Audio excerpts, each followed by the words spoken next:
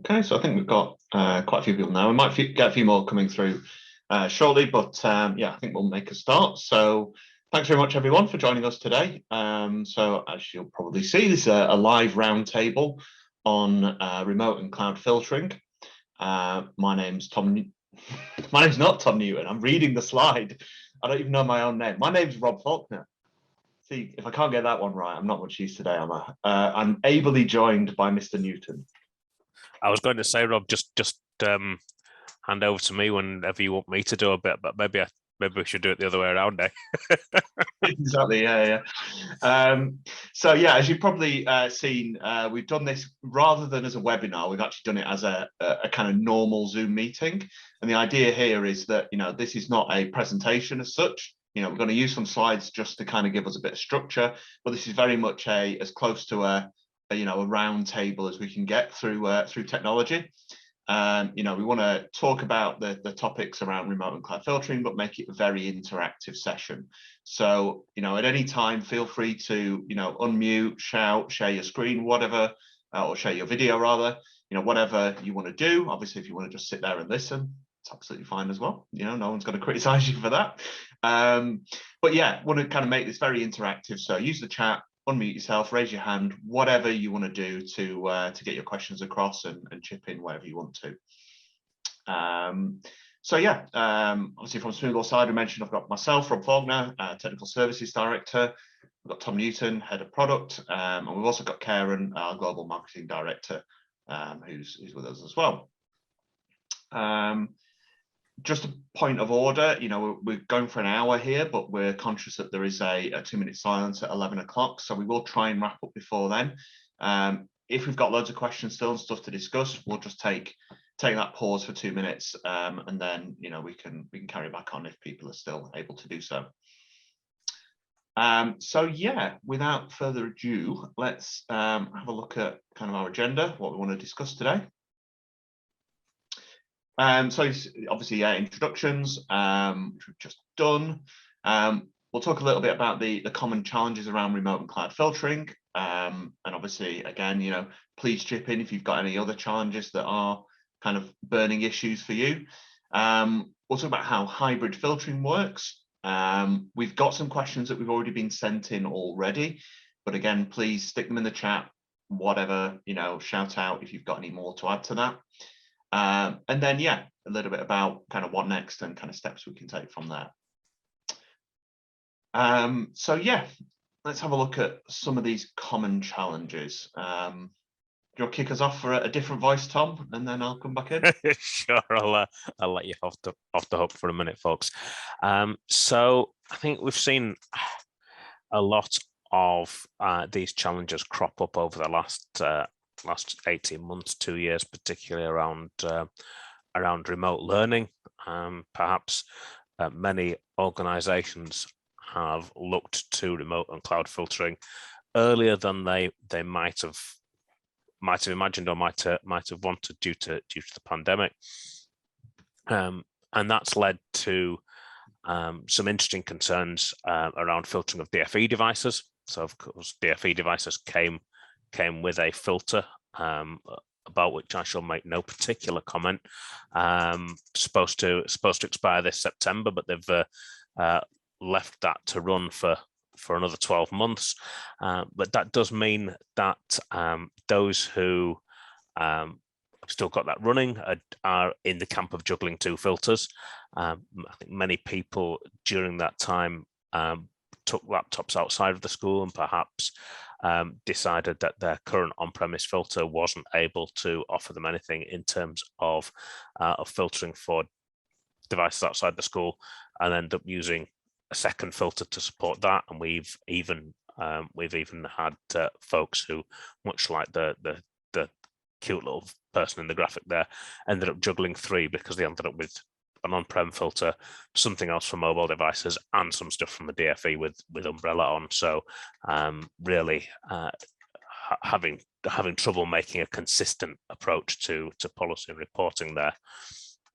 And that inconsistency, travels through to the types of filtering where on-prem it is more thorough or more capable than a cloud offering for those who have got a mitaming proxy on premise and maybe a DNS filtering in the cloud. That can lead to inconsistent policy choices for those remote devices.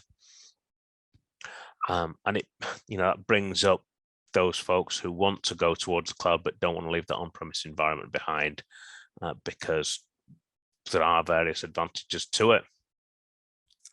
Not least that there are some devices, BYOD, older devices, different devices that we're not perhaps under management, that it's not suitable for pushing an agent on there or trying to push DNS settings or any of these other methods that folks use to provide cloud filtering.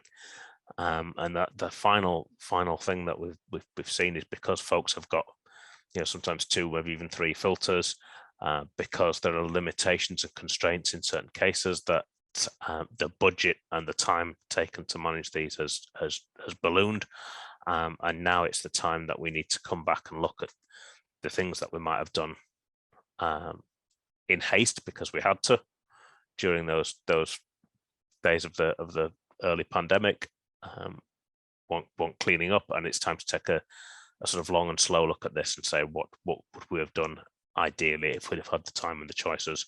And I think those are some of the sort of questions that we would like to discuss with the group here, and see where we can help one another, where Smoothwall may be able to help folks on the call, and indeed where folks on the call may be able to help Smoothwall see some of the challenges that are maybe less common or less obvious to us that you might have experienced. And I think that we very much see remote devices, remote learning, as being a thing that will continue. Obviously, if you're seeing anything different, your view of the world and so on is very much that's all over now. And shout out, but we see that you probably got or acquired in some way some devices over the last year. The capability to learn remotely and from home is very much there, and that's going to continue. There's rumblings about further lockdowns, and of course, as outbreaks will still happen in schools, and they'll be forced to send classes home or even entire year groups. This remote learning is going to continue, so the need for cloud filtering is very much cemented there, and is going to always be there. But yeah, I mean, if you see different, I'd love to hear from your experiences. But yeah, we see this as an ongoing challenge now, that schools are going to need to balance providing technology, not just filtering, but all sorts of different technology, in a kind of hybrid model where they've got people at school, people at home, and how to best kind of control that and manage that.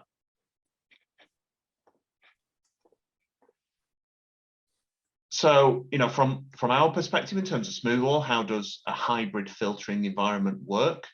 So over on the bottom right is probably what most schools are familiar with, that they've got some kind of on-premise filter and firewall that's providing filtering, potentially firewall as well, for the devices that are on their network. Now, for some schools, that might not be actually a box that's within their school. It might be at their local authority or at some kind of managed service provider, or maybe a MAT central filter. But in terms of, technology, it's still very much an on-premise thing. It only works if you're connected to the school network. Once you leave that network, you've got no filtering protection for the devices.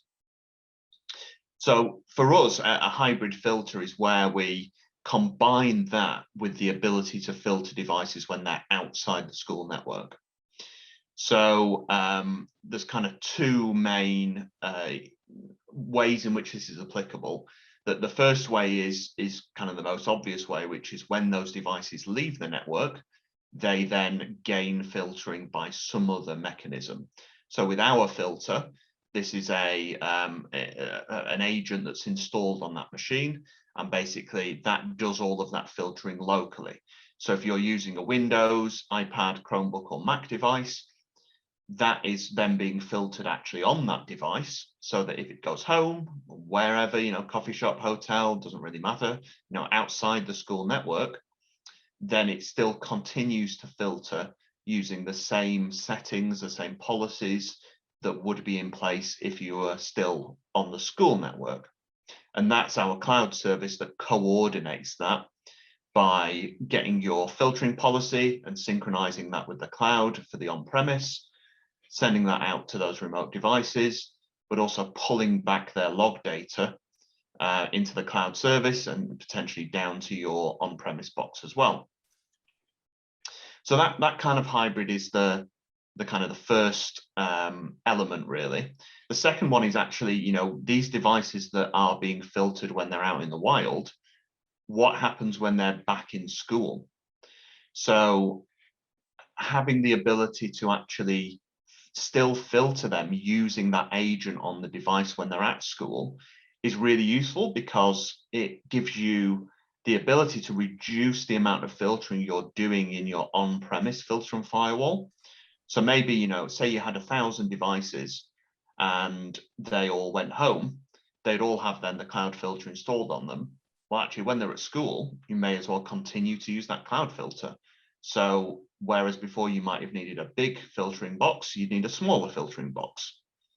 So that coordination between the cloud filter and the on-premise for products like ours gives you, you know, a much more efficient use of that technology. You probably still have some devices on your school network that wouldn't be cloud filtered. So you might have, most commonly, things like BYOD and guest networks. So, you know, if you're allowing guests to connect to your Wi-Fi and get filtered, they're not going to have that agent on the device. So you'd still need to have some filtering provision, but it's very much like a kind of sweeper role. You know, if they've got the cloud filter installed, great. They're already filtered. So, you know, crack on. We don't need to do anything with them. But if they haven't, then still filter them with the on-premise filter and firewall. So BOD, guest, and potentially some, you know, kind of legacy devices if you've got, you know, old Windows machines that can't be cloud filtered, or maybe, you know, kind of weird and wonderful things like, you know, smart TVs and games consoles and things like that. You might need to still sweep them up with the on-premise. So that's how our hybrid filter works, how we see that. And, you know, I think we see that very much as the school of the future in terms of how that will operate, because it's just very simple for these kind of devices that are coming in and out of school all the time. They've just got consistency, and, you know, they're just, you know, you don't have to worry about them, basically.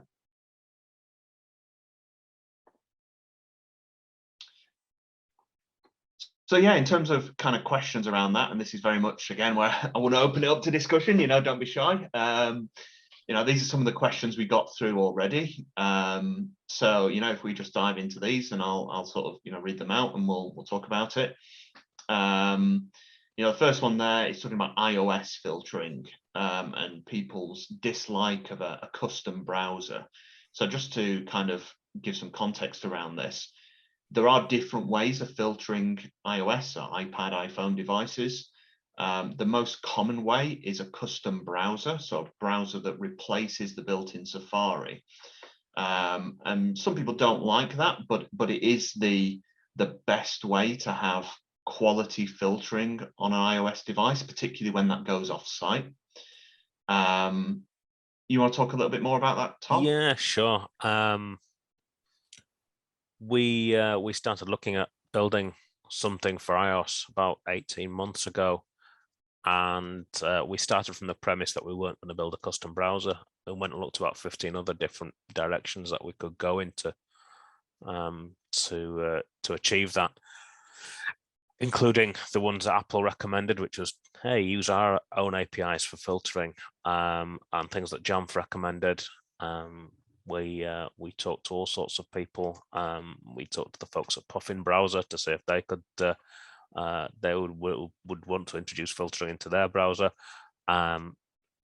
Everything we looked at became a dead end. Apple offer filtering APIs, which can filter, in their words, up to 100,000 domains, which is not vastly effective. What's that, 0.001% of the internet, maybe? Yeah, not great. And of course, once they're filtered, you say, hey, Mr. Apple, we asked you to filter these 100,000 domains. Who went on those? Can't tell you. So no reporting. So we did end up back at the starting point with building a browser. We looked at that and we said, what can we do to make this browser actually good? So we forked a copy of Firefox. So actually based on a good browser. Luckily, Apple have made it so that third-party browsers actually work well on iOS these days. They didn't before iOS 14, but they can now be the default browser. There's still some things we'd like them to do. We'd like them to improve compatibility with AirDrop. We'd like them to be able to make the default browser over MDM rather than having someone click on it the first time they use it.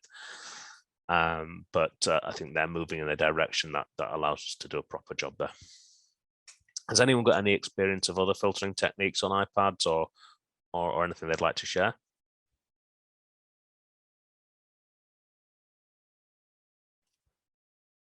Don't be shy, folks. I know some of you aren't. So Ollie's asking, did iOS 15 not introduce browser plugins? Those plugins were those APIs that I discussed. I don't know if 15 produces anything fresh from that, not as far as the release notes I can see, but yeah, Ollie will certainly keep ahead of any new technologies that come out. We're hoping to keep leaning on whatever's produced for us to do filtering there. I think it might be, things like password managers that you could install a little bit like Chrome extensions, but I think whenever you have any kind of browser extension for security purposes, it kind of operates in a sandbox. So it's very limited in what information it can exchange with the browser, but also with third-party services like a cloud service.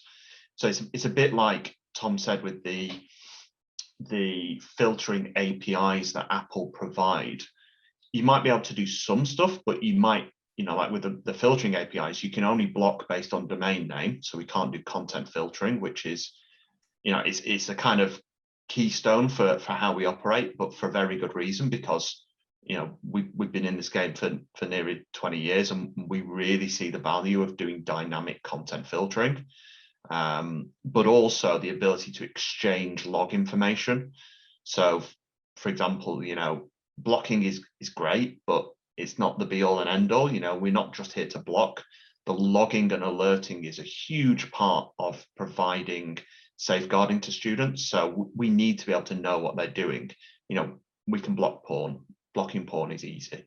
The difficult bit is alerting schools to potential risks, based on what users are searching for, the sort of websites they're going to that might not be blocked, but are concerning, things like looking for help about self-harm and other types of harm and abuse. So if we can't exchange that log data, so get out a list of what they've been to, what they've been searching for, it really neuters our ability to safeguard those students. So yeah, that's kind of, the custom browser gives us those things. And Chris just asked, does it include integration with Smoothwall Monitor? It does as well. We're just in the early stages of early adopter testing with that, but it includes the monitoring of what they're doing, going through to the human moderation team at Smoothwall. So it is really a great win to be able to have that custom browser for us. Mark, they had problems with web clips. I know that's something we're looking at the moment, isn't it? Yeah, you just need to push out the web clip in a slightly different way to normal. I've just pinged the guide into the chat there for anybody who wants to do that. I think Intune is one of those MDMs where it's not thoroughly obvious how to do that. No, Intune's very powerful, but it's not obvious. That is a true fact. But I think the second part of the question was really about, how do you do BYOD on-prem, and are there any other options there? With BYOD, you're looking at doing transparent filtering, because you can't ask people to install an agent on their own devices. And even if you did, they'd probably uninstall it when they wanted to get on something that they were blocked for. And you can't ask them to set proxy settings. So having, your BYOD traffic routed through the Smoothwall is still the top answer there. The complexities with BYOD come with things like authentication. How do we know who's on a particular device if they've just wandered into the school. And that's where, still things like radius integration for authentication are still the best solution there. They might be a little bit more complex to set up, but it does really give you that full visibility into what people are doing. So it's kind of balancing, who's on the BYOD? Is it just staff and guests or students on there? And therefore, what kind of controls do you need to implement on it?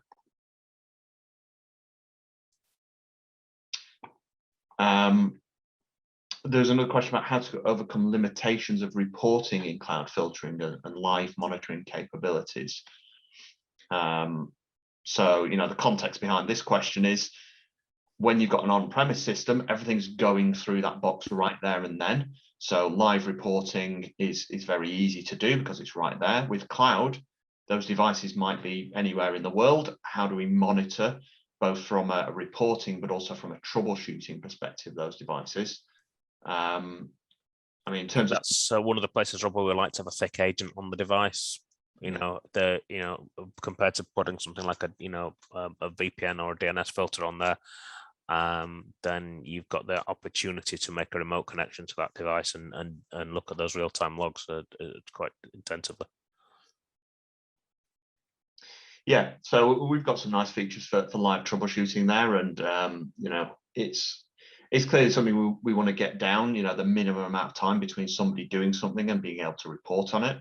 I'm not sure where we're at the moment with Cloud Filter and cloud reporting, but that's certainly, we're talking minutes, I think, before we can report on that kind of data. There was a question just then on the chat from Dan about, they already get people on BYOD to log in using 802.1x with Microsoft MPS as radius. So yeah, you can just hook that into Smoothwall then for monitoring and reporting purposes. So yeah, we've got some guides on that, which we'll send through.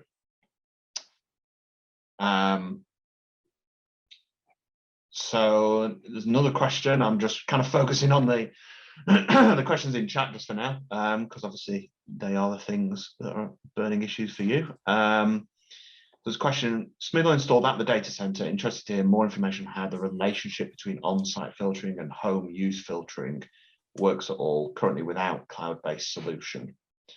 So really, going back to this, if you've only got this bit on the right and you haven't got the cloud service, it is quite simple to add that.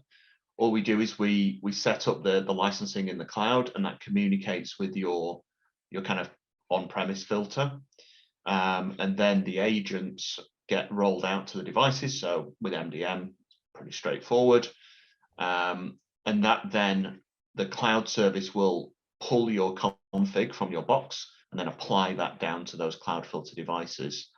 So in terms of that setup, it's fairly straightforward. We've got a team of people who help out customers doing that every single day. But then that relationship is all about where the user is. So when they're at home, the filtering on the device just kicks in and filters them automatically. When they're at school, it still operates on the device, but that device sends a message to the on-premise filter that says, hey, filter, I've already got the cloud filter installed, so you don't need to filter me. I'm taking care of it myself. So that happens in the background automatically, and we kind of sometimes call it the secret knock. When you're on the school network, it kind of knocks on the door for the filter and says, hey, I've got the cloud filter, so you don't need to filter me. So once that's set up, it's seamless, and your devices are filtered appropriately. There's a question from Ed about how real-time logs works on Cloud Filter. So we've got in the cloud portal the ability to do real-time logging of the Cloud Filter devices. So what it actually does is it creates a connection out to that device. So if you've got a Chromebook that the kid's taken on holiday and it's in South America on holiday, lucky them or whatever, it will still be able to do that. It'll create a tunnel between the cloud portal and that device so that we can analyze in real time what that user's doing. So it's really meant for troubleshooting. but it allows you still to be able to do that real-time investigation on what's going on and maybe why something's blocked, regardless of where that device is in the world. So that's done through the cloud portal, which you should have access to if you've got Cloud Filter. So Ollie's thrown in an excellent question, which asks for a bit of crystal ball gazing. How long do we envisage man in the middle will continue to be a viable solution for local managed devices? Similarly, how long will we be able to filter BYOD devices without SSL inspection? Is SNI here to stay? Oof, gosh, Ollie, you do ask the interesting questions, mate. But then that is what I've come to expect from you. SNI, let's start with that. SNI, I don't think is necessarily here to stay. So for those that don't know, SNI, server name indication, is a way that HTTP traffic has the destination domain in clear text, despite the if the traffic is encrypted, the destination domain remains in clear text.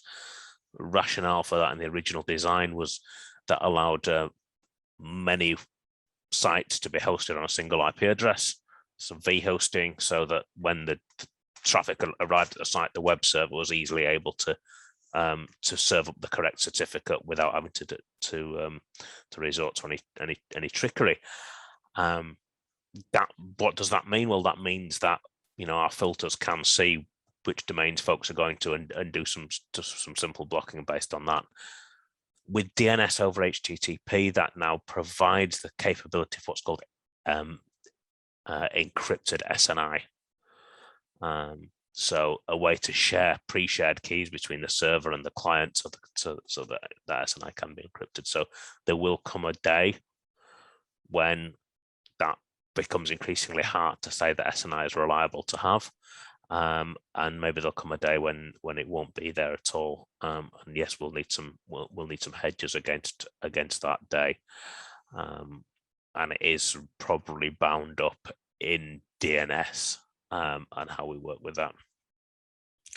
Man in the middle, I suspect it will be viable for managed devices for a relatively long time. There are already folks doing things in different ways. There are already folks using agents on devices, not to install trust roots, but to sniff keys out of browsers, which is another way of doing things. It's all going to be fairly unpleasant because you're doing something that the bad guys want to do. And so the good guys, amongst whom we would like to include ourselves, all want those gaps to be closed. So I think man in the middle for managed devices will stay viable for a while, of the order of years, certainly. For unmanaged devices, it's already getting very difficult, but we do see it as something that might not last. And it's something we've been discussing at length in our strategy meetings with our new friends in Perth.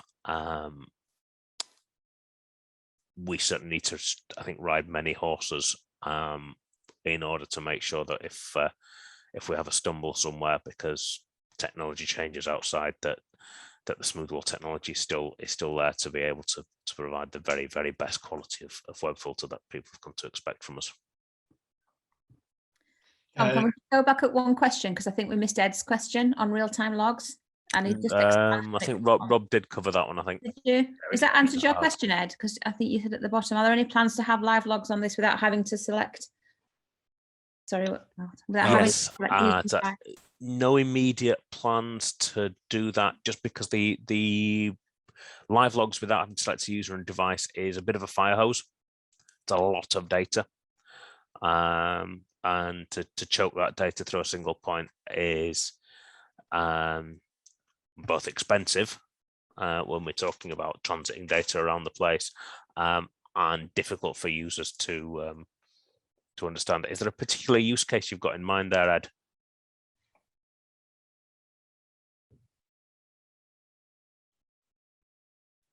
And do feel free to unmute and just reveal yourself. Sorry, hi. Yeah, can you hear me? Yeah. Yeah, thanks for that. Thanks, Karen.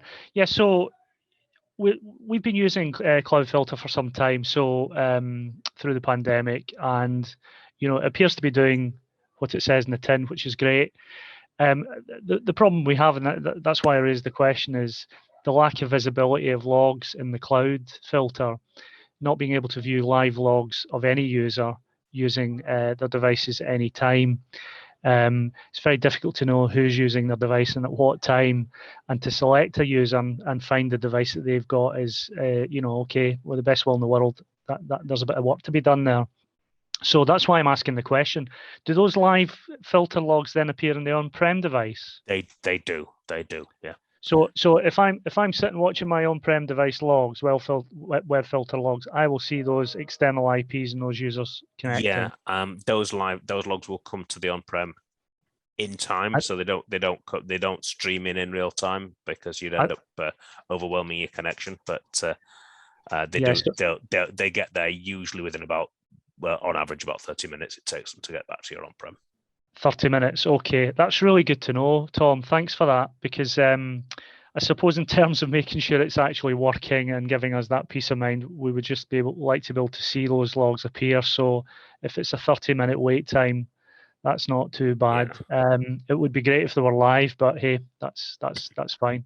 Indeed, one of our mantras here. I mean, partly because we're from Yorkshire and we're intrinsically tight, but we don't spend our customers' money lightly.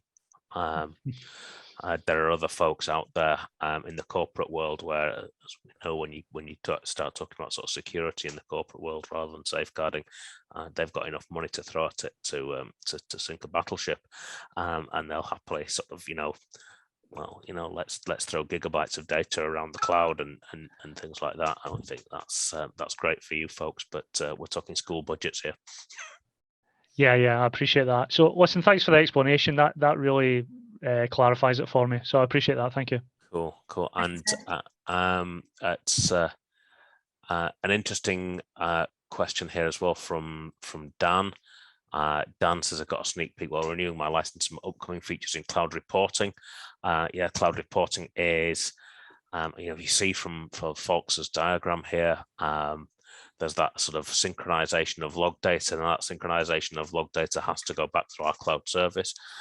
At some point, when we turn on cloud reporting for folks, that means that instead of it all syncing back to your old on-prem box, the arrow's reversed and the on-prem starts synchronizing stuff up into the cloud, and that's where all that data lives.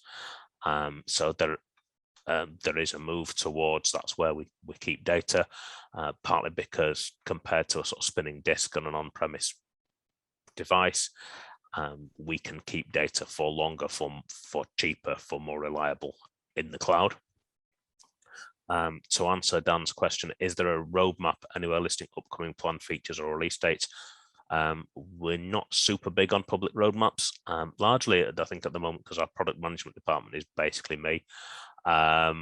As that changes over the next 12 months, I suspect we may start to bring up public roadmaps a little bit more to the fore. On the other hand, I'm always happy to talk folks through what we're building, why we're building it, and how we're building it.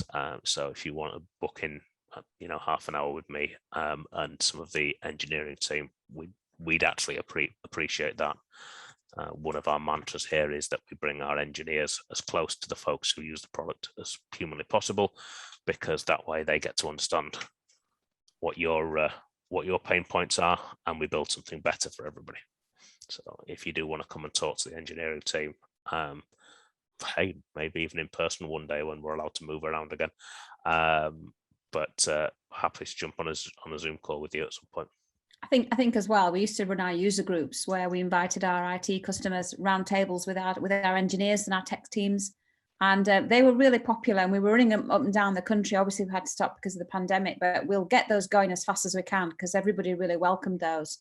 Just a really informal day, get out of the school and just sit around and chew the cud with the engineers. People really valued that, so we'll get those going again. We got a right nice day out of it as well, didn't we, Karen? Well, we get a nice day out. We all get out of our hamster wheels, don't we? And we get to just meet each other and everything. Quick question here then, moving back up the ladder because we're jumping around a bit, is a question from Rob. Easiest way of dealing with Chromebooks, given the DFE are now handing more out? Yeah, I mean, Chromebook's very simple. You know, the filtering on a Chromebook is done via a Chrome extension. So obviously, if you're using Chromebooks, you're probably already managing them either through G Suite or through Intune. So pushing out a Chrome extension is fairly straightforward. A couple of other settings in there, like your serial number. But once you've done that, that's pretty much it. So, you know, it just then, as it shows on the diagram, then gets its policy from the cloud service and pushes back its logs as you're doing your browsing. So, you know, with these DFE devices, what we found is a lot of schools hadn't done the management step, which is really crucial. You know, if you don't manage a device and it's not on your network, you've lost all control over it. You know, you can't do anything. Once it's left the building, it may as well be, you know, the student's own device, because you can't do anything with it. So you've really got to have that management in there. But once you have, then you can deploy that Chrome extension and hopefully turn off that nasty DNS filtering that came with it, that's not fit for purpose really, because it's not effective at blocking and it's not giving you any visibility into that student's activity. So yeah, the cloud filter is light years ahead of what the DNS-based filtering that they come with will offer you. Same with the monitoring product as well. So if you're using Smoothwall Monitor, same principle to roll that out. You know, it is literally a 5-minute job for a Chromebook. So yeah, it's all about the management. That's the first thing that you've got to get right. But once you've got that, everything else is a piece of cake. And Chromebooks usually are sort of de facto managed because folks are logging into them through, you know, through the Google account, and that tends to make them a very easy mark to get this sort of stuff sorted. Yeah. Dan Jackson, as opposed to the other Dan. A couple of questions there that you're putting forward. I think the best thing to do, Dan, is that we'll follow up with you afterwards and give you that information, because it seems to be two rolled into one. You're looking for you're looking at the Smoothwall appliance to replace your aging firewall box, and you're also talking about how it's licensed, and so on and so forth. So we can follow up with you on that afterwards. I'm just conscious because we've got lots of questions coming in. Yeah. Ryan, you want to know? Sorry. I was going to say, same for James Barker's question about the license model. So we'll get back to you afterwards with that. All right, yeah. So Ryan's asking about BYOD and 802.1x setup reported to Smoothwall. Fairly straightforward, didn't it hit, and it works well. Great, thanks for that, Ryan. I'll take Stephen Kelly's question. Since we don't have cloud service set up currently, what happens when they go off site? So if staff pupils take laptops home, does this get logged and still visible when they come back? Without the cloud service, no. You know, once they leave that school, they're not being filtered or analyzed in any way. So yeah, there's nothing to monitor them or do that when they're off site. So that's why you really need the cloud service to provide that filtering and monitoring and logging when they're off site. Yeah, so so as we've discussed, those logs will be coming back to you even whilst they're off site, such that you can get those within that sort of 30-minute window, or indeed, as we've chatted about, going and pick a particular one who you want to look at in real time. Yeah. Question from Stevie, coming from a DSL perspective. DSL. Anything that shows how you filter and categorize threats. Don't have a diagram to hand. We've got a nice diagram, which I'm sure we can share with you afterwards, about the ways in which we do filtering. There's different levels, really. We kind of call it the pyramid of filtering. Clearly, as you would expect, we're at the top of that pyramid, which is the best place to be. But you know, we look at a wide range of different characteristics of web traffic in order to categorize it. So, you know, take the example that I'm on Twitter and I'm searching for far-right extremist materials.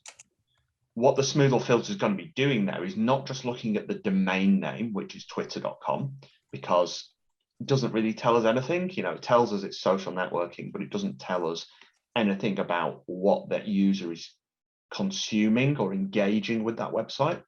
So that's why we look at the actual content of that page to see what are the words and phrases on that page, how that page is constructed, and the context of those words and phrases on the page to determine, this user is looking at potentially harmful radicalization content or whatever it might be.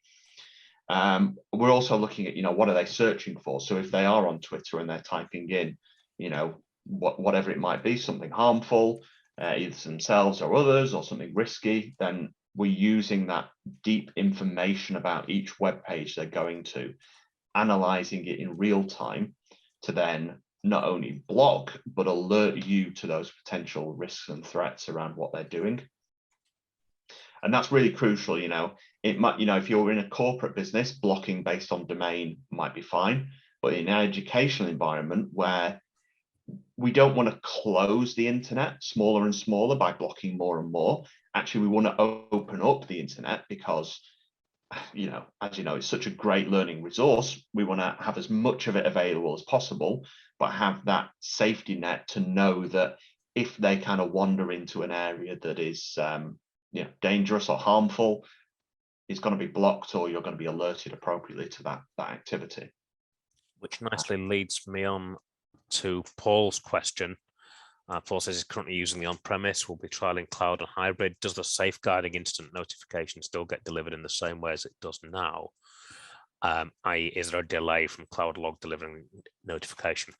Actually, it doesn't get delivered in the same way, which is much better. Because the way that the on-premise devices do it right now is they sort of scan the logs as they're generated and alert. We're actually able to do it in a smarter way, in that the devices themselves generate that alert and call the cloud service, which then generates an email. We are currently just in beta with that right now. So if you do want to turn that on, you should give us a shout. The user interface for it will be creeping up quite soon. There's a difference to that and the way we deal with it with on-prem. We're doing a bit of smarter work because we can guarantee that we're not going to sort of lose messages. What we do is, for anything that isn't an urgent self-harm related alert, we actually hang on to it for 15 minutes. And then during that 15 minutes, we hang on to it to see if there's any more similar alerting coming through. So for example, someone accidentally hits something, adult content, we're going to send an alert, but we'll wait for 15 minutes to see if they hit any more. And if it's accidental, they're likely that they didn't. If it's not accidental, it's likely that they did. So you would end up with a context that showed, oh, they hit this adult content, and then they went on to look for more and more and more. So that context should give your DSLs a better idea of whether this is a false positive or not. And we've also limited the non-urgent, non-self-harms type stuff to be 1 alert per student per day, so that if a student did go and research some adult content in the morning and then they came back to that in the afternoon, there wouldn't be 2, 3, 4 emails there waiting for the DSL to check through and go, yeah, I'm already speaking to Rob about his unpleasant habits on our school machines, just having to delete irrelevant messages.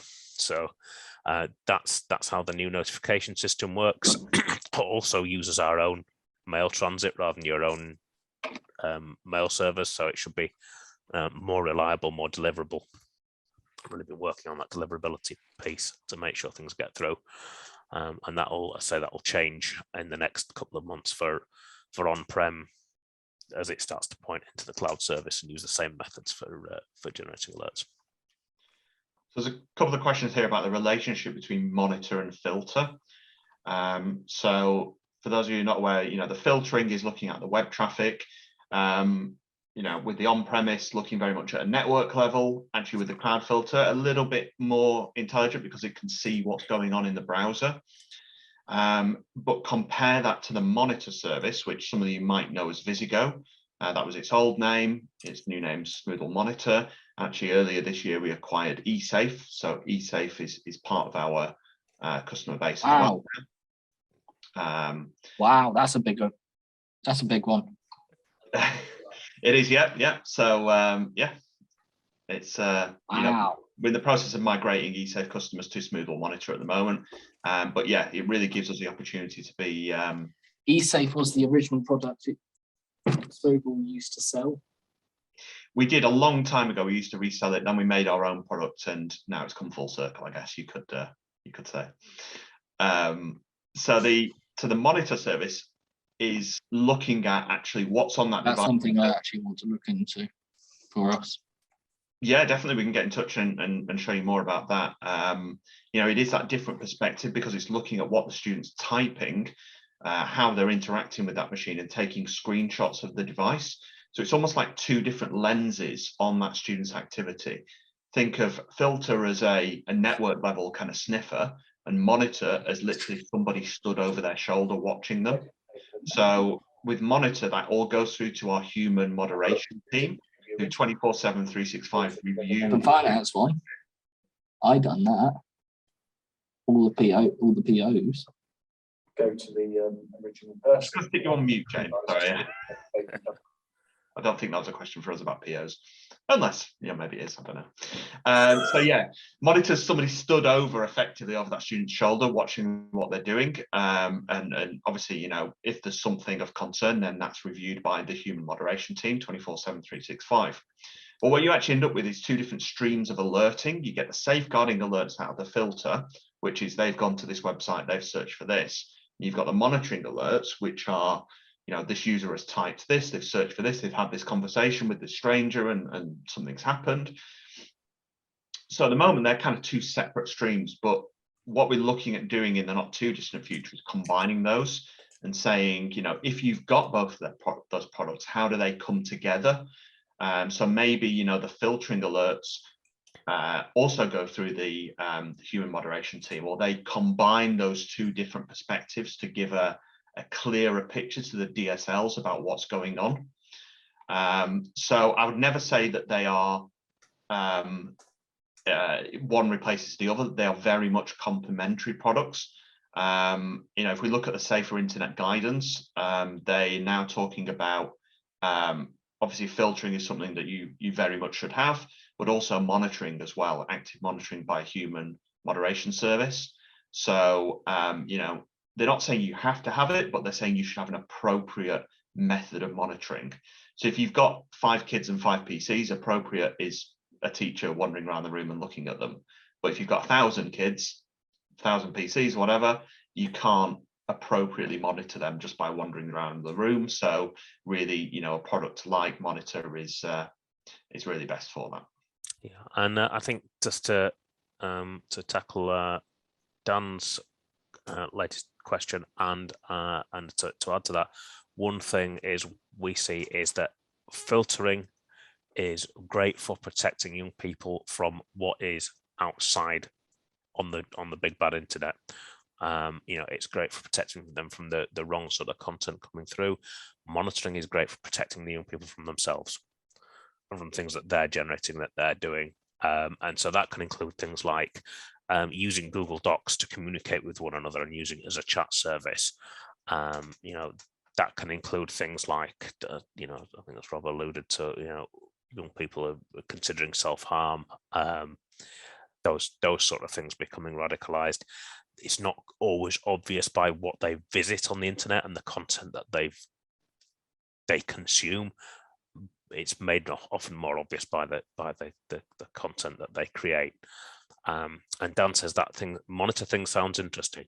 Yeah, it does, doesn't it? Can it be used to replace safeguarding products like Net Support DNA? And yet, very much so. It's similar to Net Support DNA, but like DS, there's an actual human team on the end of it to deal with false positives. Another of our acquisitions at Smoothwall was an organization called Future Digital, who did a very Net Support DNA product with no mod team. We spent some time wailing and gnashing our teeth about what we should do with the two products, the sort of non-moderated and the moderated product, as it were. And we just found that DSLs and folks in that line had so much trouble dealing with the fire hose influx of alerts that they felt overwhelmed. They felt that their methods of going through and looking at it maybe every Tuesday and every Thursday morning for an hour not only wasn't enough but wasn't quick enough. And the feedback we had about the moderated monitor was there are very few alerts, but the ones we do get are the ones that are really important, and we feel like we can then react in a timely manner. So we no longer offer an unmoderated product because we just don't feel it's the right thing to do.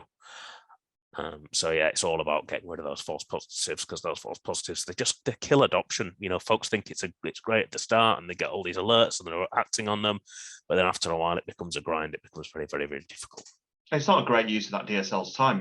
They are an expert in safeguarding the children. They should be there to be speaking to, working with students, helping them through whatever they're going through. If they're spending half the day sat in front of a computer scrolling down a list of when little Billy has typed F off in a chat, it's a complete waste of their expertise, and it's insulting to them basically. So they've got the confidence then that if something bad is happening, then they're going to get alerted to it.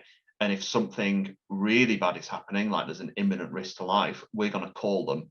So they don't have to be sat by the computer waiting. We'll call them on the mobile or whatever they've given us and alert them to that. And that is a 24/7, 365 service, which, back to the kind of remote, users taking laptops home.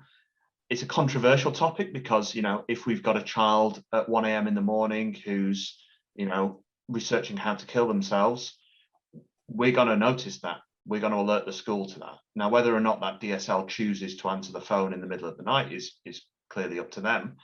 But, if they're using that school device, then we want to make sure that, we're letting them know, that something bad is happening. For those that are concerned about scale of alerts, I think we usually say a school of 1,000 students, we would, in terms of out of hours phone alerts, would expect approximately 2 a year. Is that right, Rob? Yeah, between 1 and 2 kind of evenings and weekends that we might call them a year. That's it. So yeah, it's not a huge imposition on them, considering the reason why we're calling. And our moderation team, again, don't want to call a DSL at 2 a.m. to say Billy's typed F off in a chat. It's no one wants to make that call and wake somebody up and do that. So yeah, it's very rare, but when it does happen, it's very important. So yeah. So in terms of timing, folks, we're heading up towards the old 11 o'clock mark when I think we all want to respect our 2-minute silence. Ahead of that, maybe we've just got time to squeeze in a bit of chat about BYOD. Although I think maybe we're going to need a little bit of overflow time for that as well. There's a great question here from a few folks about how do we handle BYOD. It is a difficult question, particularly when you're wanting to do SSL MITM on BYOD. Installing the cert is increasingly difficult by design as well.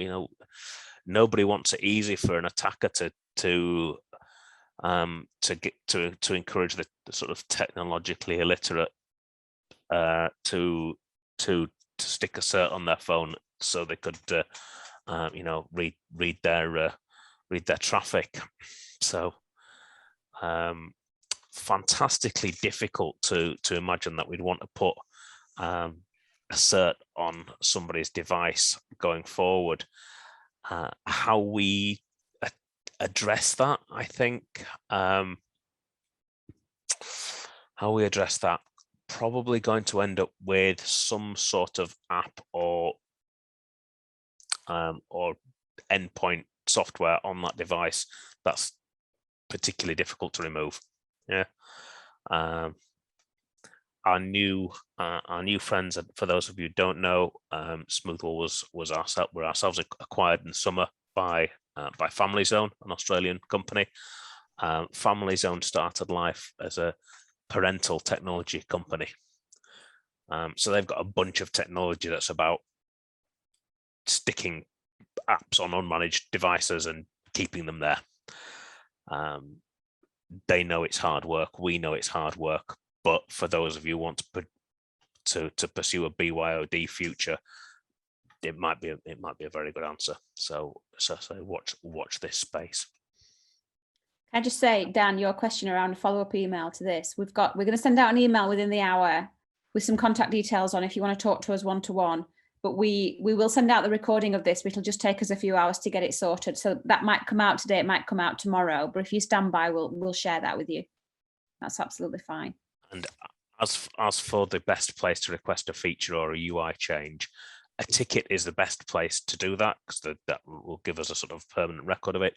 If a ticket comes in, one of our colleagues will, in the CS team, will mark it as something that's interesting for sort of products to know about. Generally, that will trigger me to come creeping out from under my rock and get in touch with you. Oh, and there's just a couple of questions on here I just want to get through as well that we got sent through beforehand. Is a cloud hosted solution managed by Smoothwall or distributors? It's managed by us. So we manage and maintain that. That's all hosted in Microsoft Azure in the UK. But the other thing to point on that, it kind of alludes to the fact that we're not sending all the traffic through the cloud service. You know, this iPad, Mac device, whatever, when they're browsing the internet, they're going straight to that website. They're not going through the cloud service. What the cloud service does is coordinates this communication. So it tells the cloud devices what the current policy is. You know, if you change your policy, it sends that update to them, and it gets the log data and sends that to on-premise and cloud reporting if you're using that. So it's not like just a proxy in the cloud. It's very much different to that. But yeah, that's all managed by us. And just the last one here, we want to move from a centralized MPLS routing 10 schools through an on-premise UTM to a distributed solution where each school has its own broadband connection. So yeah, traditionally that model of like a local authority model, that's kind of a model for some MATs where they have a wide area network, all the schools in it, and they come back to a central data center with, you know, maybe a couple of Smoothwalls in a cluster, and then out to the internet. Moving from that to actually having each individual school with a standalone internet connection and using cloud filtering and so on, very much possible. You know, that's this on-premise device, you know, might be a much smaller device because, like I said before, it's only really filtering the BYOD and things like that. Everything else is using the cloud filter. And even if you've got, you know, 10, 100 different sites with their own box, the cloud service ties all that together. So with the multi-tenant management, you can log into the portal, change a policy, and that would push down to all 100 sites. You know, you can do things like run reports across all those sites, even share authentication. So if you're using one big Google directory, you can spread that across all those sites as well. So it's very much a common model that we're seeing, you know, people leveraging the cost of individual connections rather than kind of managed MPLS networks. But if you'd like to, you know, have a chat in more detail, look at what you've got at the moment, where you want to get to, it's something we do a lot of, working with MATs and local authorities and people like that on this kind of setup. So yeah, just give us a shout. Just on the BYOD front, James, I think you were one of the folks who asked about that, and Richard. What's the driver within the school for BYOD? What's bringing that to the fore?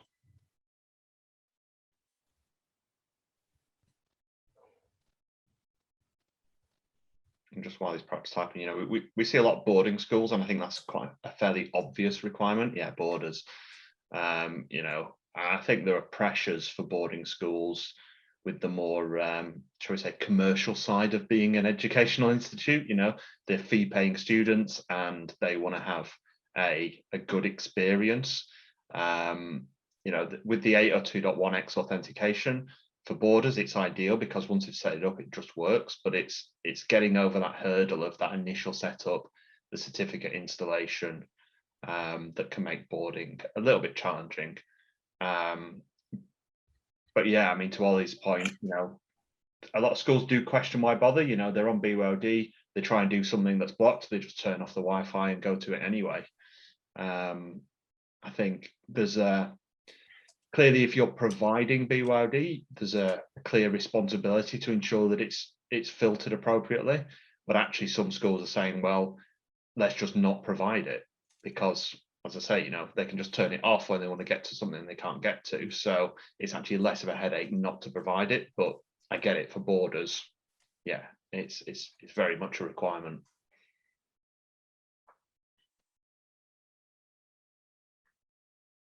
Yeah, BYOD is a struggle there with 4G, 5G, as say Ollie, and I think that's one of the reasons why we believe that we need to keep filtering much more light touch than it has in the past. That's another reason why monitoring is important. Kids don't try and get around monitoring because it ain't going to block them from stuff. We need to give these young people the ability to stay on the school network, stay in places where we can help them if they're in trouble. But in order to do that, it needs to be an attractive place to be. You know, we've seen schools say, let's allow some social media in the schools on the monitored devices, because you know, kids of over 13, they're allowed on Facebook. You know, they're, well, whatever they like these days. You know, me and folks are far too old to think about Facebook. You know, TikTok, what's that? My dad's on TikTok. He's 75. It's frightening. Yeah, we need to make those safe spaces that are places where young people are willing to come, rather than just saying, like, our policy is block the bejesus out of everything. And you know, as folks say, where we can put things on devices and help them, that is what we're going to try and do. Looking at future collaboration with our Australian friends, you know, asking parents to put things on the kids' devices as they come into school, and having some sort of control over those is certainly a place we'll be looking to go in the next 18 months. Yeah, I mean, this idea that, you know, if they're using the parental controls on these devices when they're at home, and that integrates and links to this filtering at school and coordinates, you know, as long as you've got parents that are willing and able to do that, it not only gives you then the ability to filter those personal devices when they're at school, but it actually engages parents more in kind of e-safety culture. You know, they get the benefit of learning more about how to keep children safe online, because, you know, the filterings on their personal devices, they've got control of it when the students are at home, and when they're at school, the school filtering kicks in and things like that. So we've got lots of opportunities there that we're still, you know, still trying to work out how we best bring that to the UK, but it's something that our colleagues in Australia are doing over in Australia and the US at the moment.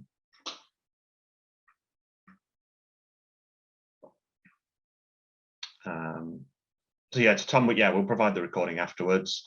And to Paul, yeah, so if it's a supervised scheme for iOS, then that's great. But yeah, for BYOD for sixth form, yeah, it's I think you know what we're saying there about they just dropped to 4G, 5G. But I think to James's point earlier, you know, you need to be inclusive, you know, for students that are you know, perhaps not as well off to have, you know, huge data bundles and 4G, 5G. You know, you need to be able to provide to them a consistent service that they're better off colleagues may have, you know.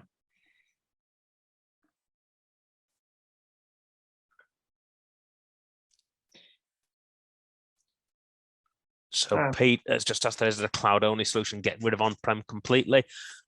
For some people, yes. We've got a handful of folks who are already doing something that sort of smells a little bit like this. The bit that at Smoothwall we're currently leaning on our on-prem heritage for is talking to directories, so talking to AAD, G Suite. In the next 3 months, you'll see that our cloud service will start to support that, and at that point, it will be possible to do things without an on-prem box at all. Although, you know, that does not show any wavering in our commitment to on-prem systems. They are, you know, we see a rising tide lifts all boats. Yes, and Ed, you would certainly still need something at the edge of your network for a firewall. So, folks need options there. I mean, if you could imagine maybe in 10 years' time that 6G or whatever is so good that actually there's no need for a school network. Everything just has a 6G connection. Possibly, but I think for a good long while, we're still going to have school networks that are going to need filtering. Maybe it's just through the cloud, but firewall of some description. So obviously the benefit of having Smoothwall filter and firewall combined means that you can just put in a box, we put who's not using cloud filter, and that's fairly straightforward then. I'm really sorry. So can I just ask, so you're saying at the moment that your cloud filtering will not allow, if you haven't got a box at the moment, you can't use the cloud filtering solution? You can, but you can't connect it to a directory unless either you've got a box or your local authority's got a box somewhere that's connected to your AD or AAD. But say that will change real soon now. Yeah, there are things we can do, like we can put a virtual box in the cloud. So it's something that, if you're interested in, we could certainly talk about. But yeah, it's right now, this very second, it does need that box. That might not be the case in a couple of months' time, I guess, Tom. Absolutely, yeah. Yeah. Okay, thank you.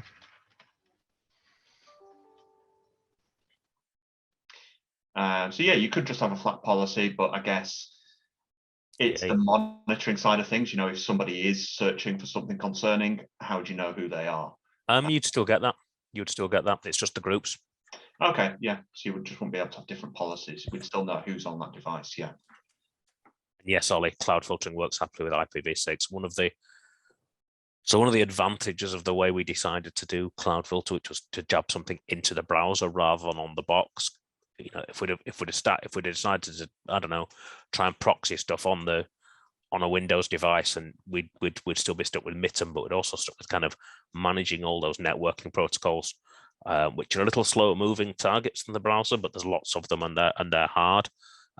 So being in the browser sort of obviates our need to be going down the OSI stack down to sort of layers 3 and 4. So yeah, we would work happily with v6.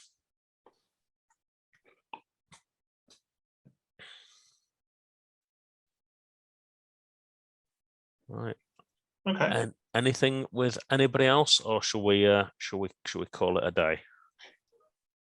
Yeah, I just wanted to ask if there's anybody that needs follow up and hasn't got their full name or contact details in. I think we've got a couple of just single name people.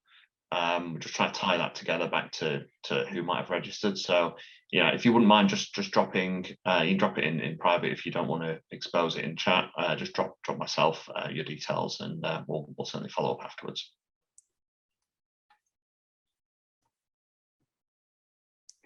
And you can always feel free to drop myself or Rob a direct email if you've ever got something where you think I'd like to reach out to one of those two dingbats and have a chat with them and see what they think about this. We're always here. So you can guess our email addresses at rob.faulkner@smoothwall.com and tom.newton@smoothwall.com. I often get an email from people saying, "Oh, sorry for emailing you direct." I'm like, no, don't be sorry for that. We enjoy it. I think you can always reach out to Tom and Rob. They make themselves really accessible to all our customers, which is really important for us. But we've also got an email address. It's smoothwall.com/education/contact. I'm on the other end of that, as is my colleague Adele. So anything that comes through that you want to continue or you want to question or anything like that, stick it on that form. It'll come into me. If you want to mention that you were on the round table, then I've got that context and we'll get straight back to you. Whatever you need, that's fine. Some of our customer success people, I'm going to be sharing some of the questions that you guys have been asking so that just they're aware of it, and they know what some of your challenges have been, some of your queries. But I hope you found that really useful. And if you really like these kind of tech to tech get-togethers, let me know, because we can run more of them, and we can do them in person as well once we get back to more normality. We're getting there, aren't we?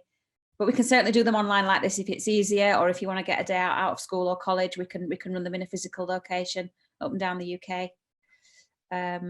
People are still coming into the room. That's hilarious. We've never had a meeting like this where we've run over and people are still joining in the extra time. Yeah, and thanks, Mr. Ben Johnson. Like just saying, keeps you sleeping sound at night.